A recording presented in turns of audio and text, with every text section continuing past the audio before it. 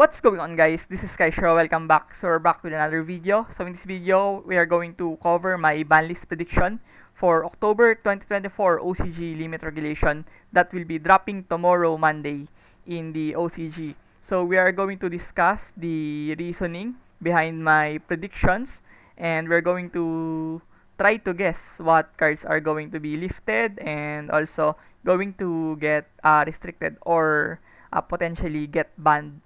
So without further much ado, let's start.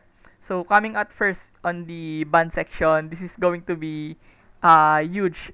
We're going to cover 5 cards already in the ban section potentially, and on my perspective, I think the ban list will definitely be huge, and game warping, it definitely has to do something to address the issues and potential repercussions of the previous formats and the already overstayed and overstatured cards in the metagame. First off, we are going to cover the Finsmith Lacrima. So Lacrima is definitely a toxic card.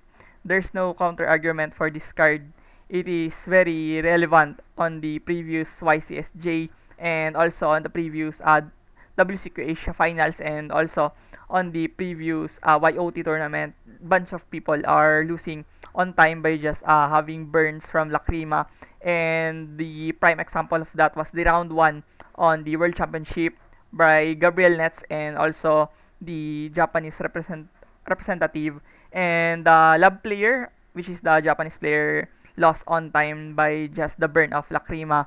And imagine that, just stalling out the game and winning on time, it is very ridiculously disgusting, and it is never be should be a thing in the modern game. It is very unhealthy, and it promotes a lot of game stalling tendencies. So Lacrima should get banned.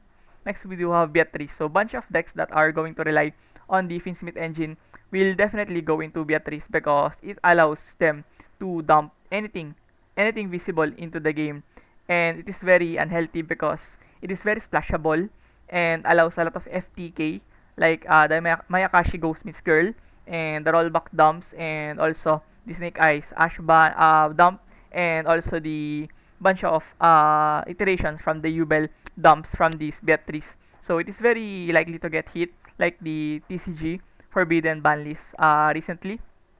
Next, we do have Apollousa, the Bow of the Goddess. So, even though I am a pure Tri-Brigade player myself, I definitely don't want Apollousa to get banned.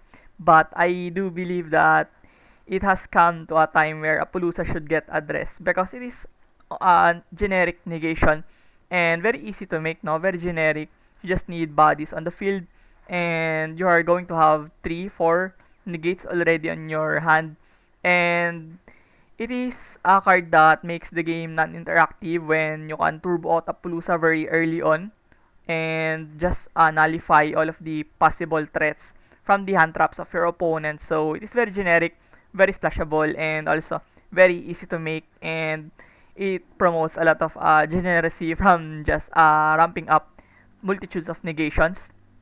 Next, we do have Snake Eyes Flamberge Dragon. So this is what I think that is going to be the most impactful hit for the Snake Eyes. And Snake Eyes has been a deck for over a year already, or maybe 3/4 of the year already. I believe it is a relevant deck since last year. So it is long overdue. We are playing Snake Eyes format for the past year already. So I think the deck should definitely get their proper rest now by banning the Flamberge. It eradicates their grind game potential. It also hurts their consistency, and moreover, the resiliency of Snake Eyes will be definitely rattled by Flamberge ban. And the last card on our ban section, I am going to get a lot of hate and comments and also feedback from this, but I just do believe that Maxi will get banned on this edition of our October ban list this 2024 because Konami have try they're trying to fix the Maxi problem in the OCG, and they are introducing Fuaros Purulia and potentially more cards similar to that, no? And they are trying to have leverage on having respect on the generic draw power cards like the Maxi. I think they are trying to solve the problem of having a full board and also just dropping maxi casually on your opponent. So it is very toxic and also very hard to play around because imagine you're already facing 5, 7, 8, 9 negations and interruptions, and they are just casually dropping a maxi on your turn. How can you be able to surpass that board? You're trying to play around multitudes of plethora of negations and interruptions. And on top of that, they are going to draw off Ash, Veiler, Droll, Ogre, Didicro, Bestial, coming off from Maxi. So it is very degenerate. And the problem that I would see on Maxi being banned in the OCG is decks like Dragon Maid, Vanquish Shoal, other slower tempo decks will definitely struggle because they heavily rely on Maxi, and their ability to play around Maxi effectively is what makes the deck very efficient in the OCG format. They are a deck that can build around 1-2 interruptions by just having your opponent draw 1 or 2 cards from Maxi, like Dragon Maid, no, Vanquish Shoal, Voices Voice. They are decks that are very efficient around Maxi, and they're going to lose very bad if the Maxi will get banned in the OCG. But on the lighter side, this is the main reason why I just think that Maxi should get banned. It is because the OCG reps are kinda getting flustered by Maxi in Worlds, no? Because Worlds doesn't have Maxi, and they are precautionally trying to play around Maxi every day, every single day in the OCG, no matter locals, big events, large scale tournaments, nationals, and even the biggest events in Asia. They are optimally trying to play around Maxi effectively. No matter what happens, you are going to play around Maxi because in higher levels of game, you are not going to let your opponent draw. Even 2 cards is just massive. That's very big, considering that we are trading blows after blows from each card in this game in higher levels. It is very abrupt that you are going to let your opponent draw 2 and 3, 5 sometimes. So it is really harsh.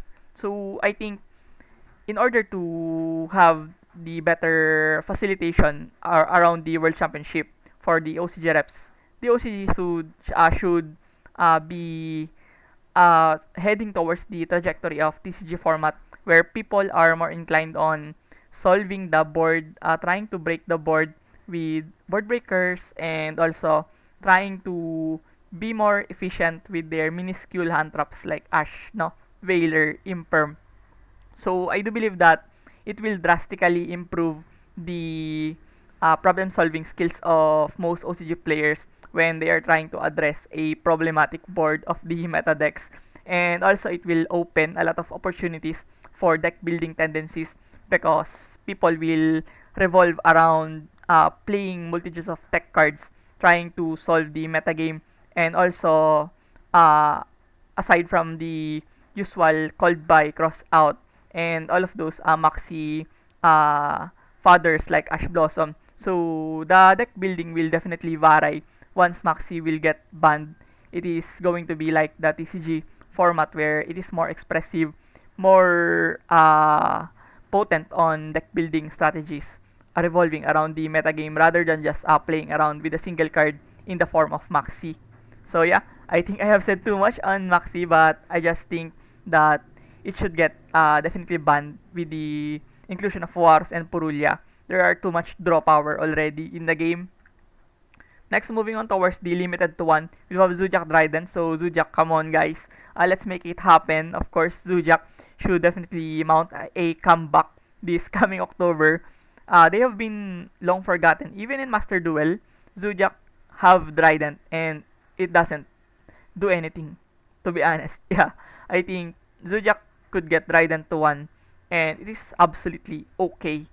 Imagine we have decks like Ryzil with Pop and Negate and bunch of Destroys and a bunch of more consistent cards rather than just the Sujak archetype in a whole retrospect, no? So Dryden could potentially return, considering that the format is way, way, way ahead from the Zodiac format from before, and it is okay to have Trident. Next, we do have the world's winner deck.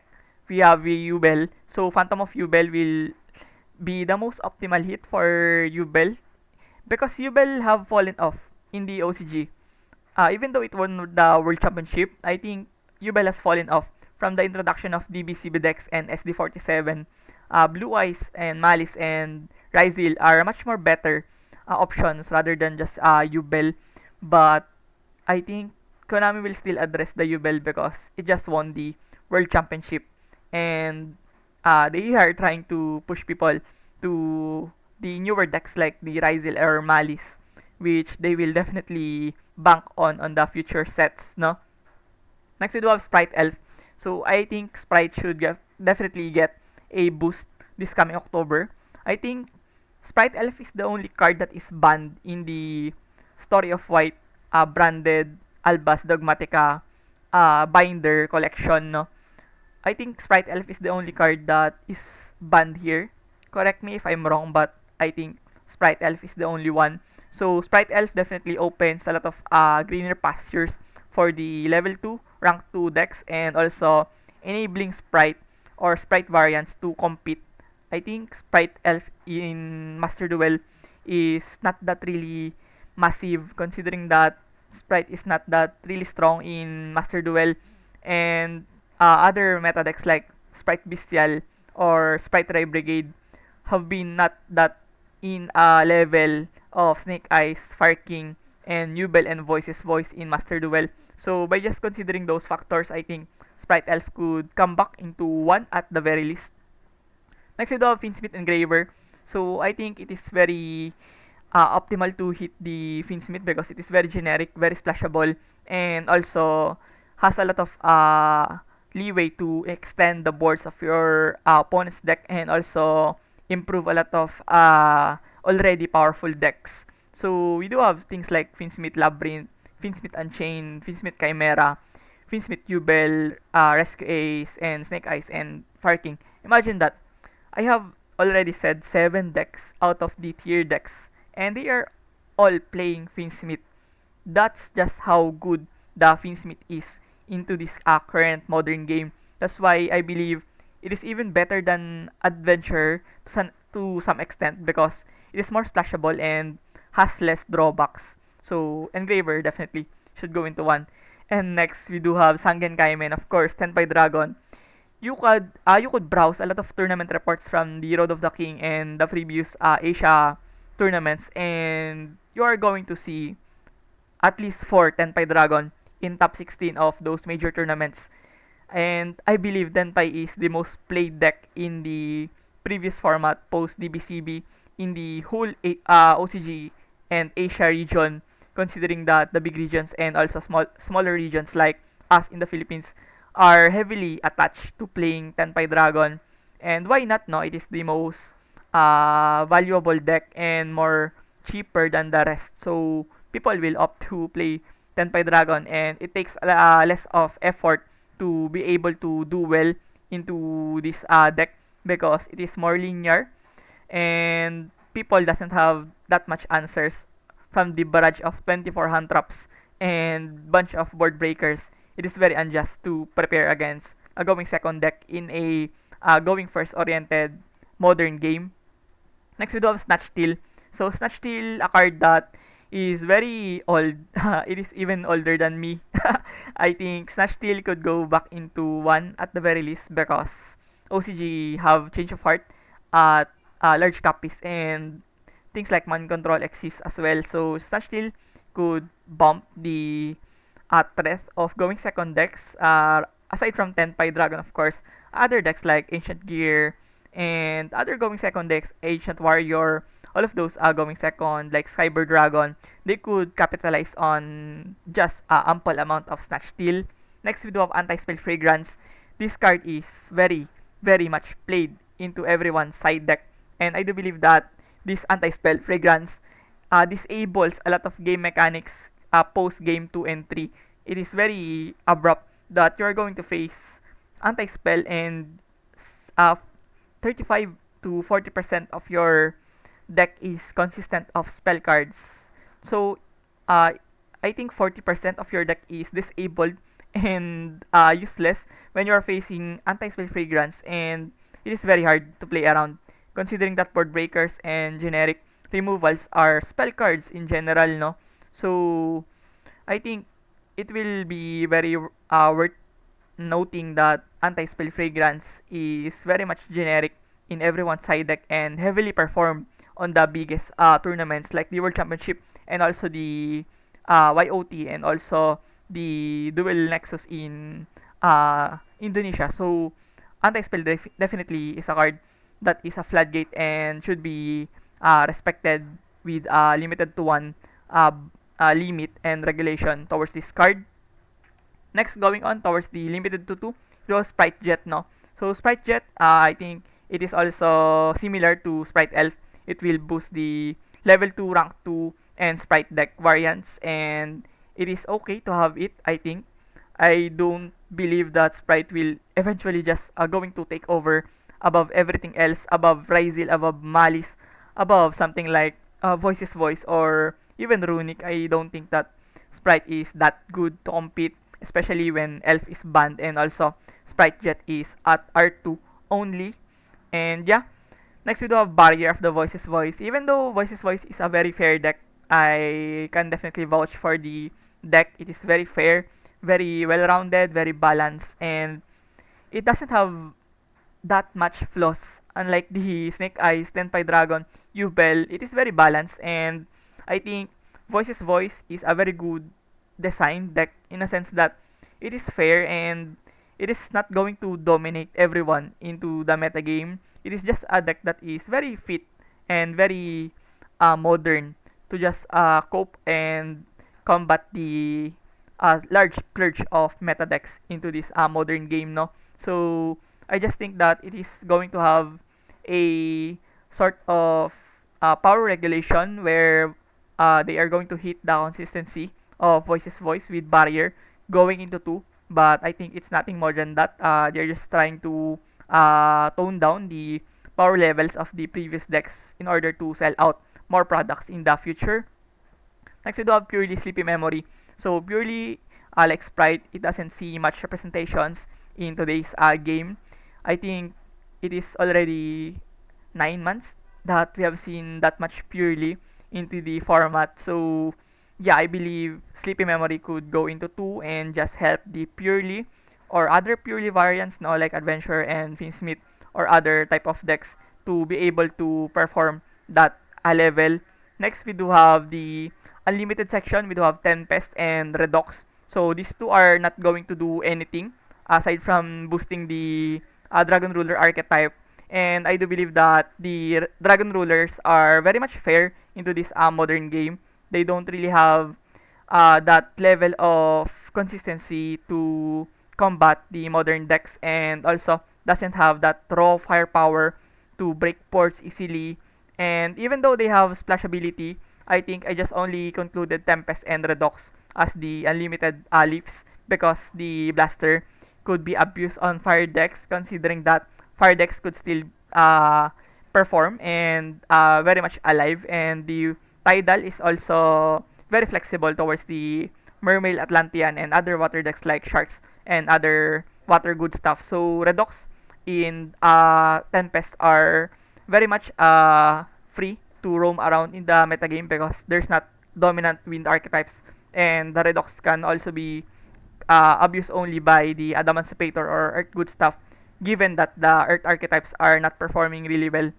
And the last card on our report or video will be Dino Wrestler Pancrataps. I think it is a card that should go back at 3 because it opens a plethora of possibilities on going second and also breaking the floodgate variants into the game. We do have Ghost and Match Rivalry. There can be only one skill drain that are legal and bunch of floodgates already from the Runic, from the Labyrinth. All of those control decks are going to bank on the floodgates and continuous trap cards. So Pancrataps could be a passage to answer those, and I think Pancrataps is very much a good card to play in modern game because it doesn't really seem to be that broken, but it's just good to have on some metagames and environments that we are going to fit in this very bulky and tedious Pancrataps. So yeah, that sums up our OCG metagame report of ban list predictions for the October 2024 limit regulation. So if you found this video informative and helpful, please consider subscribing into my YouTube channel. It definitely motivates me a lot to keep providing this content for you guys and have more uploads like this. So once again, thank you for watching. See you on the next one. Peace.